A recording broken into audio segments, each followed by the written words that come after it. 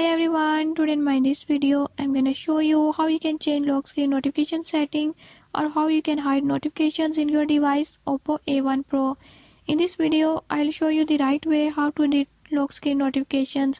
Before I start, if you are new to my channel, don't forget to subscribe and press bell icon. Watch complete video and learn how